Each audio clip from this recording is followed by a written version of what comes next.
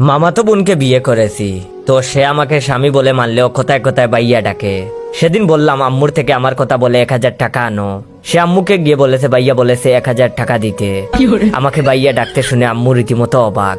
আমি তাকে 1000 বার বলছি আমাকে বাইয়া ডেকো না, লোকে মন্দ বলবে। প্রতিবার উত্তরে সে বলে, আপনি তো আমার ভাইয়া, ছোটবেলা থেকে বাইয়া ডেকেছি, এখন এটা ছাড়তে পারবো না। আমি রাগ কন্ট্রোল করে চুপ করে থাকি। অন্যদিকে বউ আমাকে ভাইয়াই ডাকে, এটা পুরো মহল্লা জেনে গেছে। বন্ধু মহলও এর থেকে বিকল্প নয়। সেদিন বউকে নিয়ে শপিং থেকে ফেরার পথে দুটো ছেলে আমাদের দেখে বলতেছে, আহা ভাই বোনের কি ভালোবাসা। এটা শুনে মেজাজ গরম করে ছেলেটাকে মারতে গেলাম। বউ আমাকে আটকে বলল, রাস্তার ছেলেদের মারতে নেই ভাইয়া। মেজাজ গেল আরো রেগে। দিলাম বউকে ঠাটিয়ে থাপ্পড়। খেয়ে কান্না করতে করতে বউ বলল, আমাকে মারলেন কেন ভাইয়া? এটা শুনে আমি জ্ঞান হারালাম। পরের দিন আমার জ্ঞান ফেরার পর বউ আমাকে বলে, এখন শরীর কেমন লাগছে ভাইয়া?